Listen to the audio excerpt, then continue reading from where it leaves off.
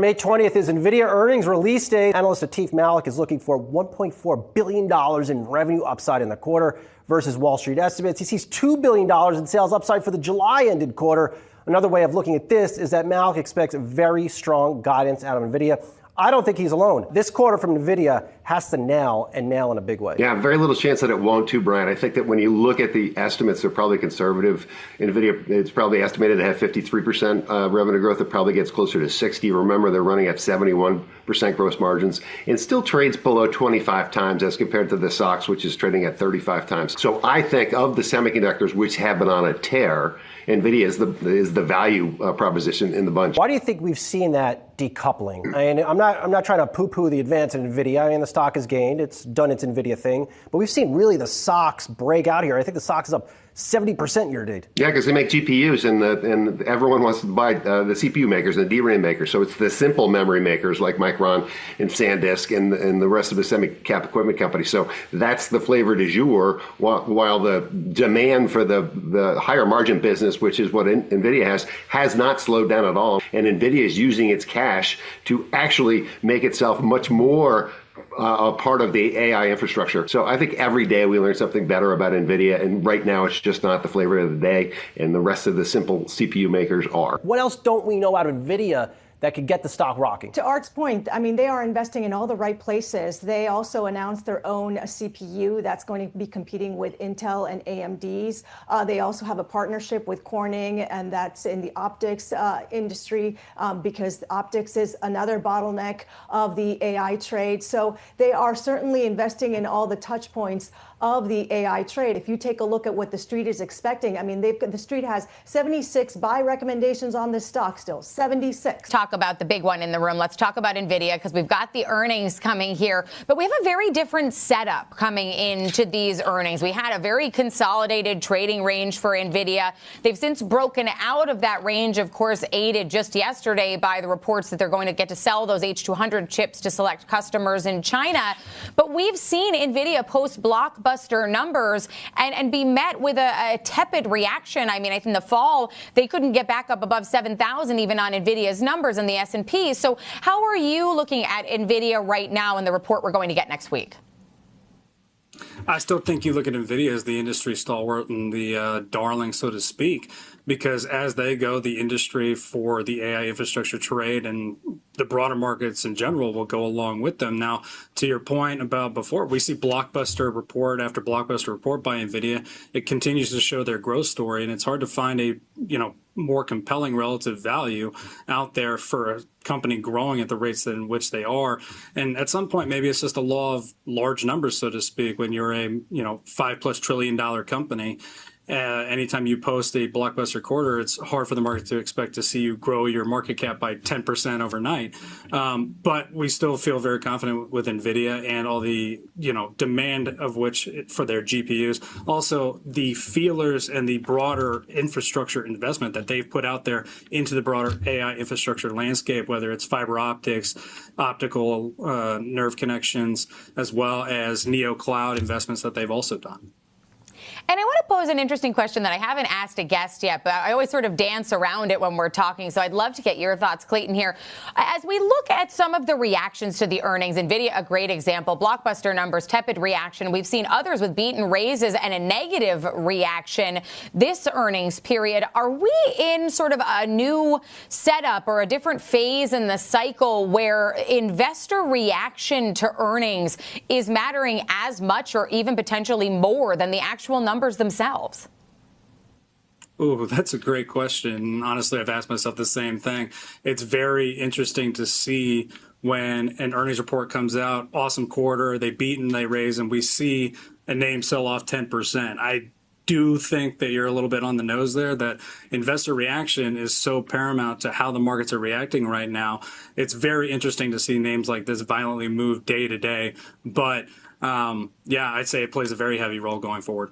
I'm looking at the board. We're red across the board, but we've still got the S&P above 7,400 here, and we're in one of the strongest 6 weeks rallies that we've seen in years. Are you still confident in this rally? Do you still think we have room to run here? Yeah, Marley, thank you for having me. And I think that's a great question. A lot of this market has been genuinely driven by a lot of momentum so far year to date, but there's a lot of fundamental support underlying that. We're seeing double-digit earnings growth throughout the broader sectors, as well as some of the highest beats and raises that we've seen in years. Now, the market did rally to about 24 times PE earlier in the year, gave a little bit of that back in March, and now we're back at about a 22 times multiple.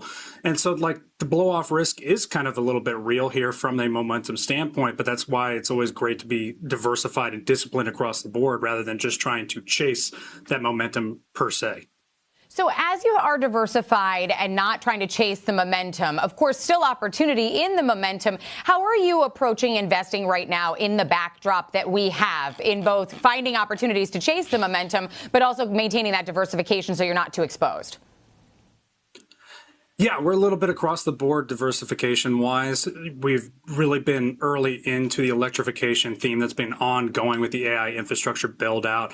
There's a lot of great ETFs that help cover that, as well as individual names like Eaton, where we've talked about that on this program before, as well as natural resources that give a little bit of a geopolitical hedge, as well as the AI energy demand that continues to rally on top of that. Obviously, the main story lately has been semiconductors, memory chips as well. We do have a little bit of exposure there, but then at the same time, you're seeing a lot of Mag 7 software names being re-rated in real time from growth to value. So making sure you're, spread across the board. In addition to that, you've got international companies with the increase in fiscal spending that are going to be providing a tailwind for them on the other side of things. All right, a couple of things to touch on there. You said software, so I want to ask about the IGV here. How are you looking at that right now? We're getting more evidence that all of these software names are not going to be caught up in the SaaS apocalypse or the SaaSacre or whatever you want to call it. But how are you approaching that space right now? Yeah, kind of pick your token name of how you want to describe what's been going on lately the first couple of months of the year. But yeah, IGV, obviously, it's the extended software ETF.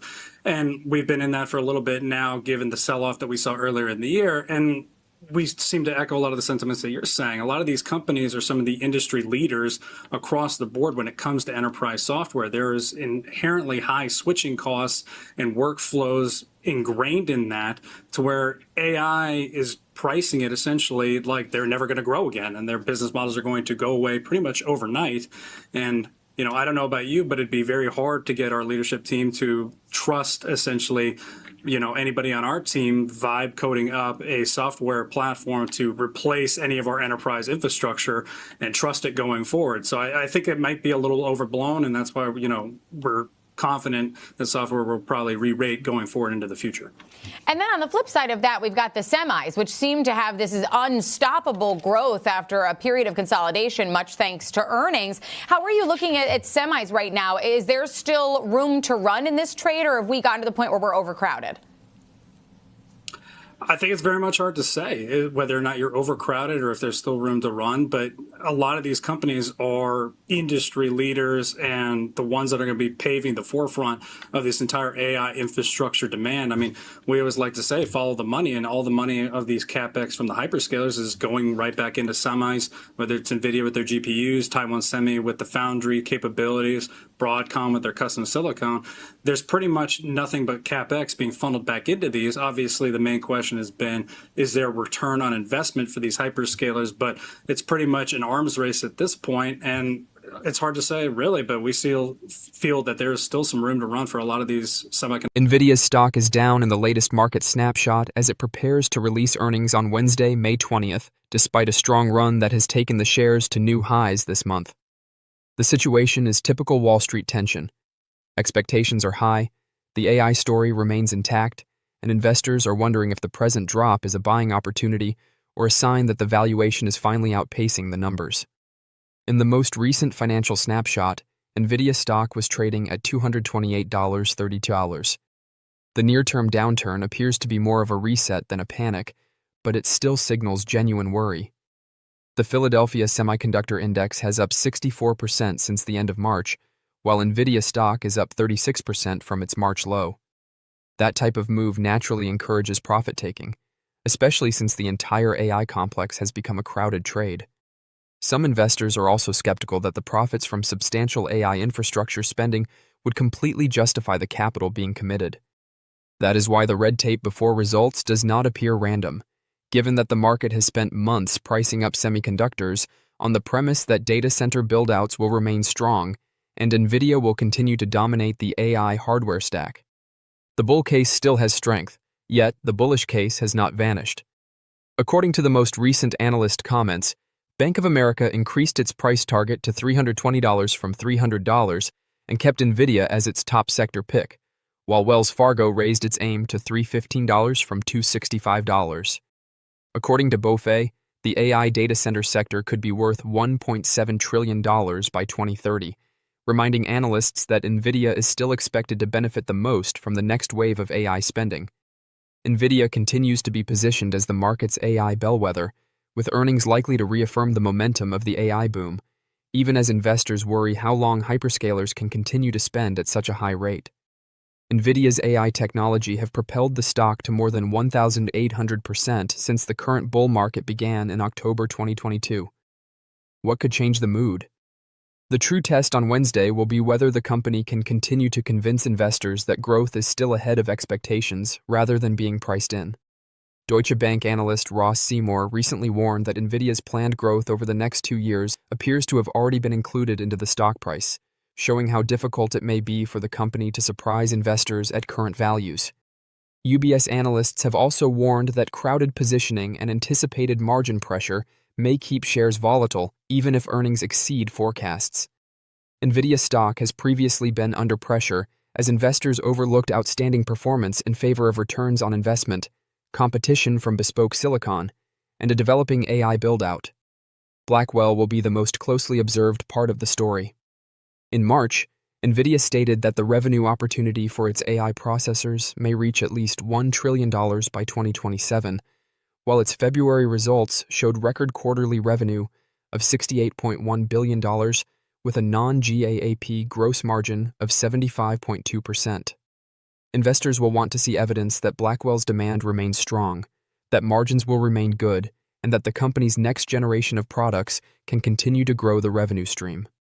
May 20th will be a huge day, not only for Nvidia stockholders, but for all investors. Nvidia has evolved to be a $5 trillion firm with a significant presence in all major stock indexes. So, if Nvidia performs well, so will the entire market. If Nvidia fails to meet expectations, the overall market will suffer. Fortunately for investors, I believe good news will arrive after the market closes on May 20th, which might enable the stock to surge on May 21st. Nvidia announces its first quarter earnings on May 20th, and if history is any guide, the stock could see a significant jump. I believe the situation is comparable to years before, giving Nvidia a good contender to rocket after exceeding expectations.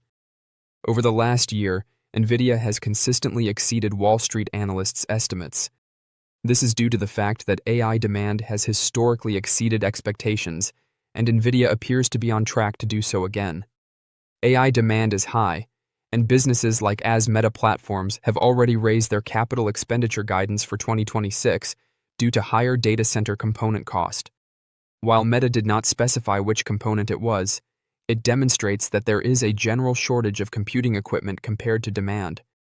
As a result, Nvidia's business should continue to thrive, and earnings will most certainly exceed expectations. Another encouraging note: Wall Street analysts are already optimistic about the current quarter.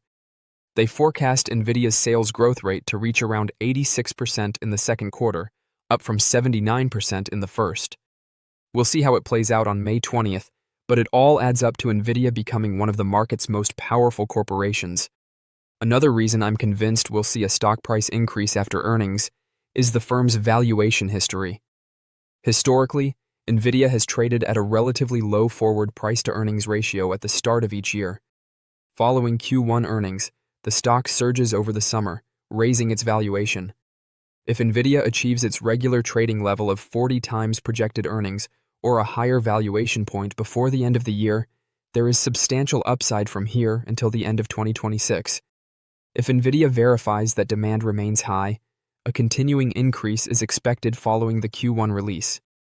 We're already seeing the beginnings of that pattern repeating, and if Nvidia can have a strong quarter, I believe share price will rise significantly. We'll see how Nvidia's stock performs after earnings, but there's enough long-term demand that I believe it's worth buying and holding now, as the AI build-out is far from complete. The street is once again becoming aggressively optimistic on Nvidia, NVDA, ahead of results. This time, however, Wall Street views more than just an earnings beat as an opportunity. Wolfe Research has confirmed its outperform recommendation on Nvidia, citing the stock as its top pick in the AI infrastructure theme. This comes as concerns regarding hyperscaler CapEx investment are alleviated by good cloud first quarter results and CapEx projections for the next years. Let's have a closer look. Nvidia's stock is rallying another more. Nvidia stock hit a new all-time high of $236.54 on May 14th, up approximately 75% from its 52-week low. Over the last 5 days, Nvidia stock has increased by around 5%. Despite this growth, Nvidia has recently fallen behind several of its competitors. According to Wolfe Research, this relative underperformance is mostly driven by visibility, noting a lack of information about the company's revenue projection for 2027. Nvidia stock is very highly valued. The company is currently trading at a forward price-to-earnings (PE) ratio of 30 times and a price-to-sales (PS) ratio of 26.4. Despite the fact that these figures appear to be high, Nvidia has an excellent profit margin. The company's profit margin is 55.6%, with a 97.37% return on equity. Furthermore, Nvidia's PE to growth (PG) ratio of 0.74 times suggests that it has more upside than negative potential. Nvidia's success can be attributed to the growth of inference and agentic AI. Nvidia's most recent quarterly report demonstrated why the business is regarded as the cornerstone of the AI infrastructure industry. Nvidia generated $68.1 billion in sales in the fourth quarter of fiscal 2026, a 73% year-over-year increase that exceeded analyst expectations.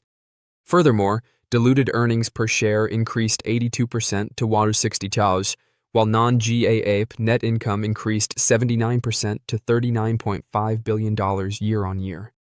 The most interesting aspect of the report was the acceleration of Nvidia's data center business. Revenue for the segment rocketed to a record $62.3 billion, representing a 75% year-on-year growth and more than 91% of total revenue. Demand for Blackwell systems increased dramatically throughout the quarter as hyperscalers aggressively secured compute capacity. Finally, Nvidia maintained its outstanding profitability in Q4 with non-GAAP gross margins of 75.2%. During the results call, CEO Jensen Huang mentioned that an agentic AI inflection point has arrived. According to management opinion, enterprise use of AI agents has expanded far faster than many had anticipated. Nvidia emphasized the importance of Blackwell systems and Vera Rubin's future.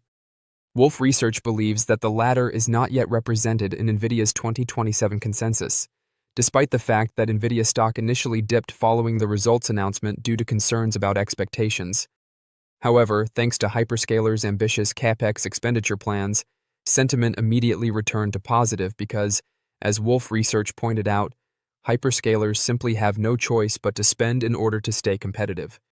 Nvidia will report its Q1 fiscal 2027 earnings on May 20th.